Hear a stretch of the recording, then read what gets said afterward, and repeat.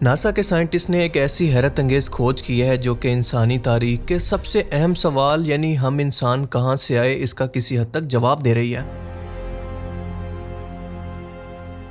दरअसल कहानी कुछ यूं है कि 8 सितंबर 2016 को नासा का ओसायरस रेक्स मिशन एक एस्ट्रॉयड यानी खाली चट्टानों और पत्थरों से बने एक छोटे स्यारचे जिसका नाम बीनू है इसकी तरफ रवाना हुआ और मुसलसल 8 साल तक सफ़र करने के बाद कुछ ऐसे हैरत अंगेज सैंपल लेकर वहां से वापस आया जो कि इंसानी ज़िंदगी की शुरुआत कैसे हुई इस सवाल का जवाब देते हैं।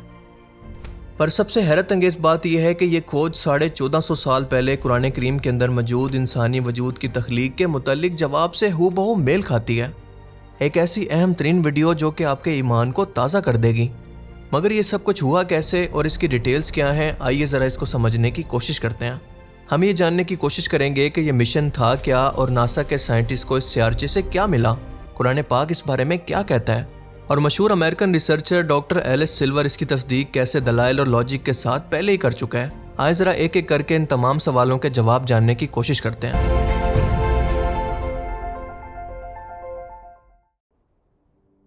इंसानी फितरत के अंदर तजस्सुस कुदरती तौर पर मौजूद है। वो ऐसे सवालों के जवाब जानने की खोज में हमेशा लगा रहता है जो कि इसकी समझ में नहीं आते। मसलन वो कैसे और कहां से आया, इसकी मंजिल क्या है और इसे मरकर कहां जाना है, वगैरह वगैरह।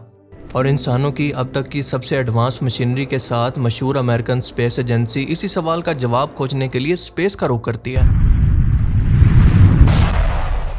टाइम है 8 सितंबर 2016 का, जब नासा का OSIRIS REx mission Kennedy Space Center Florida USA से एक एस्ट्रॉयड बीनू की तरफ जाता है जो हमारी ज़मीन से 320 मिलियन किलोमीटर के फासले पर मौजूद है, यानी 32 करोड़ किलोमीटर जितना फासला, और ये मार्स और ज़मीन के दरमियान में मौजूद है। अब वैसे तो इसका साइज़ बहुत छोटा है क्योंकि ये आलमोस्ट तकरीबन 500 मीटर जितना है, यानी आधा किलोमीटर जितना, लेकिन ये बहुत ही पुराना है। आलमोस्ट कोई 4.5 से 4.6 बिलियन साल पुराना, यानी ज़मीन के भी बनने से पहले का। और इसीलिए नासा के साइंटिस्ट ये जानना चाहते थे कि क्या इस पर कोई ऐसा मटेरियल मौजूद है जो कि ज़मीन पर ज़िंदगी की शुरुआत के वक्त मौजूद था। और इसी मकसद के लिए ओसायरस रेक्स मिशन को भेजा गया था कि वो यहाँ की मिट्टी और चट्टानों के सैंपल को इकट्ठा करके ज़मीन पर वापस लाए। पर सवाल पैदा होता है कि बीनू एस्ट्रॉयड ही क्यों? इसकी वजह यह है कि ये सोलर सिस्टम के सबसे ज़्यादा करीब मौजूद है और इसी वजह से इसको टाइम कैप्सूल भी कहा जाता है कि उस टाइम से लेकर यानी जब से ये बना है अभी तक इसके अंदर कुछ भी नहीं बदला। मतलब ये आज भी बिल्कुल वैसा ही है जैसा कि 4.5 अरब साल पहले मौजूद था। यह इतना पुराना है कि हमारे सूरज और प्लैनेट्स के बनने के फ़ौरन बाद वजूद में आया था। जब हमारा सूरज पैदा हो रहा था तो इसके गिर्द गैसेस, बर्फ़ और पत्थरों के बड़े बड़े बादल मौजूद थे और इन्हीं में से छोटे छोटे टुकड़े टकरा कर आपस में जुड़ने लगे, जिनमें से एक ये बीनू भी था जो आज तक किसी प्लेनेट या सूरज का हिस्सा नहीं बना बल्कि आज तक अकेला एस्ट्रॉयड बनकर घूम रहा है। यानी ये सूरज के बनने वाले इब्तदाई मलबे या फिर अर्ली सोलर डेब्रीज में से एक है और इसीलिए इसकी स्टडी हमें ये बता सकती है कि ज़मीन पर ज़िंदगी की शुरुआत से पहले यहाँ पर हालात कैसे थे। बीनू एस्ट्रॉयड के टुकड़े इंतहाई कमज़ोर ग्रेविटी से एक साथ जुड़े हैं और इतना कमज़ोर ग्रेविटी है कि कोई इंसान अगर इस पर खड़े होकर हल्की सी छलांग मारे तो फ़ौरन खला में उड़ सकता है।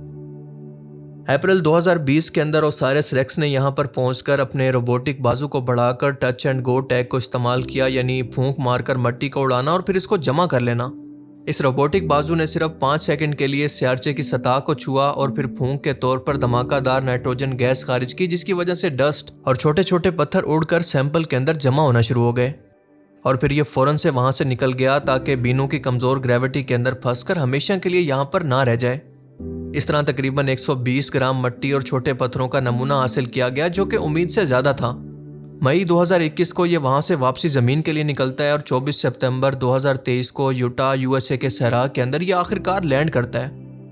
और इसके बाद 120 ग्राम के सैंपल को अमेरिका, बरतानिया, जापान, कनाडा और बाकी साइंसी इदारों के अंदर तकसीम कर दिया जाता है कि वो इस पर खोज करें। और आखिरकार 2 साल की रिसर्च के बाद हाल ही में 2025 के अंदर पहली बार इसके बारे में एक बड़ी रिपोर्ट शाया हुई जिसके अंदर ये बताया गया कि इनका अंदाज़ा बिल्कुल ठीक था। नेचर और नेचर मैगजीन के अंदर इसको पब्लिश किया गया जिसके अंदर ये बताया गया कि इस मिट्टी के अंदर इंसानी डीएनए और ऑर्गेनिक कंपाउंड्स मौजूद हैं, वो डीएनए जो कि ज़मीन पर ज़िंदगी की बुनियाद या फिर शुरुआत है। यानी आसान अल्फाज के अंदर जिस चीज़ से इंसान बने हैं या फिर तमाम जानदार चीज़ें बनी हैं वो तमाम चीज़ें इस मिट्टी के अंदर मौजूद थी। हैरत अंगेज तौर पर इस मिट्टी के अंदर ज़िंदगी के लिए ज़रूरी 20 में से 14 अमाइनो एसिड्स और डीएनए के 4 बुनियादी अज्जा भी शामिल हैं और सिर्फ यही नहीं बल्कि इसके अंदर ऐसे मादनियात और नमकियात भी पाए गए हैं जो कि इस बात की अलामत हैं कि कभी वहाँ पर पानी भी मौजूद था। इस मिट्टी के नमूने के अंदर अमोनिया भी मिली है जो कि ऑर्गेनिक केमिकल रिएक्शन के लिए बहुत ज़रूरी है। यानी हम ये कह सकते हैं कि पेंसपिर्मिया थ्योरी काफ़ी हद तक सच साबित हो चुकी है, जो ये कहती है कि ज़मीन पर जिंदगी यानी बायोलॉजिकल लाइफ की शुरुआत के लिए तमाम लाइफ मटेरियल ज़मीन पर मौजूद नहीं थे बल्कि आसमान में कहीं से मेट्रॉयड या फिर एस्ट्रॉयड की सूरत ज़मीन पर उतारे गए हैं। और ये बिल्डिंग ब्लॉक्स ऑफ लाइफ पूरी यूनिवर्स के अंदर, खसूसन हमारे सोलर सिस्टम के अंदर आज भी फैले हुए हैं। पर सच ये है कि ज़मीन के अलावा यूनिवर्स में कहीं पर भी ज़िंदगी की शुरुआत नहीं हो सकी, क्योंकि इस यूनिवर्स को बनाने वाला ये चाहता था कि सिर्फ ज़मीन पर इसकी शुरुआत हो और ज़मीन पर भी इसकी क्रिएशन का क्लाइमेक्स इंसान की सूरत में सामने आए। और इंसानों के अंदर हैरत अंगेज तौर पर आज भी यूनिवर्स की झलक देखी जा सकती है, क्योंकि ज़रा इंसानों की आंखों को देखें, इसके नर्वस सिस्टम को देखें और सबसे बढ़कर इंसान में मौजूद ऑर्गेनिक मैटर को देखें जो कि स्पेस के अंदर भी मौजूद है, तो ऐसा लगता है कि ये यूनिवर्स हमारे अंदर मौजूद है। मतलब हम इंसान इस दुनिया के नहीं हैं बल्कि असल में इस यूनिवर्स के अंदर कहीं पर हमारा असल घर मौजूद है। अब जरा आप बीनू की तरफ से लाई गई मिट्टी की शक्ल को गौर से देखें तो आपको पता चलेगा कि ये एक काली मिट्टी है जिसको अगर पानी में मिलाया जाए तो एक लेसदार मादा बनेगा, बिल्कुल गाढ़ा मादा। अब इसी चीज़ को मद्देनजर रखते हुए सूरा अल हिज्र की आयत नंबर 26 पर गौर करें, जिसके अंदर अल्लाह पाक फरमाता है, और हमने इंसान को बचते हुए सड़े हुए गारे यानी काली मिट्टी से पैदा किया। अब जाहिर है कि यहाँ पर उर्दू ज़बान के अंदर अरबी के अल्फाज का एग्जैक्ट मतलब निकालना पॉसिबल नहीं है, क्योंकि हर मुतरजम का अपना अलग तर्जमा होता है एक ही आयत का, और इसी वजह से आपको हर एक तर्जमे के अंदर डिफरेंट किस्म का प्रोस्पेक्टिव देखने को मिलेगा। यानी सब तर्जमा करने वालों का मतलब ऑलमोस्ट सेम होगा, लेकिन फिर भी इसके अंदर कुछ ना कुछ फ़र्क होगा। और अब अगर इसका एग्जैक्ट मतलब निकालें तो इंसानी तख्लीक की ये काली मिट्टी कीमियाई मवाद से पहले से धूप, हवा, पानी और बाकी केमिकल रिएक्शन से भर चुकी थी। और अगर सेम यही बात साइंस को एक्सप्लेन करने के लिए कहें तो वो इस तरह से कहेगी कि इस मिट्टी के अंदर यानी इस काली मिट्टी के अंदर ऑर्गेनिक कंपाउंड्स, मिनरल्स और कॉम्प्लेक्स कंपाउंड मौजूद थे, यानी सेम वही चीज़ जिसको हम आज बीनू एस्ट्रॉयड की मिट्टी के अंदर देखते हैं। यानी अमाइनो एसिड्स और न्यूक्लियोबेसिव यानी डीएनए के पार्टिकल्स, कार्बन, नाइट्रोजन और पानी वगैरह, जो इस यूनिवर्स के अंदर कहीं पर भी मौजूद हो सकते हैं। और अरबों साल पहले जब ये एस्ट्रॉयड ज़मीन से टकराए तो ये मादे ज़मीन पर आए। अब याद रखने की बात यह है कि साइंस यहाँ पर सिर्फ मैटर की बात कर रही है, ज़िंदगी की, रूह की या फिर शऊर की नहीं, जिसको लाइफ या सॉल कहते हैं, क्योंकि इसी इंसान को अल्लाह ने खुद अपने हुक्म से इसी मिट्टी से ज़मीन पर तख्लीक किया। और इस बात की गवाह कुरान पाक की ये आयत है कि जब मैं इसको दुरुस्त बना लूँ और इसके अंदर अपनी रूह फूंक दूँ तो तुम इसको सजदा करो। यानी अल्लाह पाक फरिश्तों को यह हुक्म दे रहा है कि जब मैं आदम अलैहिस्सलाम को मिट्टी से बना लूँ और इसके अंदर अपनी रूह फूंक दूँ तो इसके बाद तुम सब इसके लिए सजदे में गिर जाना।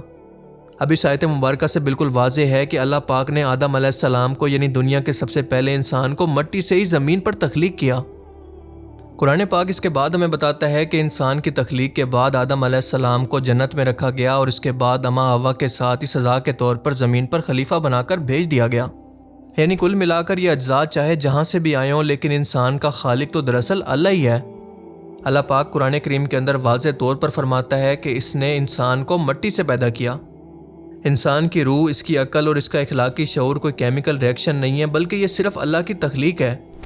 और अल्लाह ताला कुरान करीम के अंदर भी ये वाज़ेह तौर पर बयान कर चुका है कि इसी ज़मीन से हमने तुम्हें पैदा किया और इसी के अंदर वापस लौटाएंगे और इसी से दोबारा बाहर निकालेंगे। अब इससे ज़्यादा वाज़ेह इशारा हमें कुरान करीम के अंदर कहीं और नहीं मिलता। अब सवाल यह है कि अगर सिर्फ ज़मीन पर ज़िंदगी को पैदा करना ही मकसद था तो इसको हर जगह पर क्यों फैलाया गया? और इस बात का जवाब भी अल्लाह पाक ने कुरान करीम के अंदर खुद इस तरह से दिया है कि आसमान और ज़मीन की तख्लीक के अंदर अकल वालों के लिए निशानियाँ हैं। यानी इसका मकसद ये था कि इंसान खुद खोज करके अल्लाह की निशानियों को जाने और ज़िंदगी के मकसद को समझे कि वो बिला वजह दुनिया में नहीं आया, बल्कि अपने मकसद को जानने की कोशिश करे कि उसको किस मकसद के लिए ज़मीन पर उतारा गया। और फिर इन निशानियों को कुरान करीम के अंदर बयान भी कर दिया ताकि इनको देख कर इंसान का अपने अल्लाह पर ईमान मजबूत हो जाए। डॉक्टर एलिस सिल्वर, जो कि एक मशहूर अमेरिकन रिसर्चर है, उन्होंने हैरत अंगेज तौर पर एक किताब लिखी है जिसका नाम है कि इंसान इस ज़मीन का नहीं है। इस किताब के अंदर वो लिखते हैं कि हैरत अंगेज तौर पर इंसान इस ज़मीन का नहीं है बल्कि स्पेस में कहीं से आया और इसी वजह से ये ज़मीन पर हमेशा दुखी रहता है बिना किसी वजह के। जैसे कोई मुसाफिर अपने असली घर से दूर हो, अपने असली घर को हमेशा मिस करता है। और अपनी इस बात के दलाइल के अंदर वो कहता है कि इंसान क्योंकि ज़मीन पर रहने के लिए सूटेबल ही नहीं है, यानी रोशनी, ठंड, गर्मी, बारिश या जरासीम के खिलाफ वो कुदरती तौर पर ऐसे मजबूत है ही नहीं जैसा कि बाकी जानवर, क्योंकि बाकी जानवर इंसानों के मुकाबले में बहुत ही कम बीमार होते हैं। इंसान की हालत तो ये है कि वो सूरज की रोशनी की वजह से ज़ख्मी हो जाता है, खाने के लिए मुशक्कत करता है, इसके बच्चे जो पैदा होते हैं वो जानवरों के मुकाबले में इंतहाई कमज़ोर पैदा होते हैं, अपनी हिफाजत तक नहीं कर सकते। आप नोट करेंगे कि इसको हमेशा से नेचुरल इन्वायरमेंट अट्रैक्ट करता है जो कि इसके आबा व अजदाद या फिर दुनिया के पहले इंसान के लिए आसमान पर मौजूद था। वो मजीद कहता है कि इर्तिकाई लिहाज से इंसान का सडन इंटेलेक्ट या फिर ज़हीन हो जाना, यानी ज़बान, फ़न, मज़हब, तहजीब के अंदर अचानक से इतना एडवांस हो जाना, ये ज़ाहिर करता है कि किसी एवोल्यूशन से ये मुमकिन नहीं है, बल्कि ये बताता है कि इंसान को आसमानों में कहीं से ये सब कुछ सिखाकर ज़मीन पर उतारा गया। और हैरत अंगेज़ तौर पर कुरान भी यही बात करता है। और सबसे बढ़कर डॉक्टर एलिस सिल्वर के मुताबिक इंसान के डीएनए के अंदर अर्थ ऑर्गेनिक मार्कर्स बहुत कम हैं, जबकि एक्स्ट्रा टेरेस्ट्रियल आइसोटॉपिक पैटर्न बहुत ज़्यादा मौजूद हैं। यानी आसान अल्फाज के अंदर ज़मीन के बाहर से मिलने वाले कंपाउंड इसके अंदर ज़्यादा मौजूद हैं। और हालिया रिसर्च भी 2025 के अंदर हमें यही बता रही है। और इस तरह की डॉक्टर एलिस सिल्वर की बहुत सारी बातें इंतहाई लॉजिकल महसूस होती हैं और इंसान को कायल करती हैं कि बेशक इंसान चाहे जितना भी एडवांस हो जाए, लेकिन आखिरकार इसकी खोज का इख्तिताम उसी जगह पर होगा जो कि इसके रब ने इसको हज़ारों साल पहले समझा दिया था।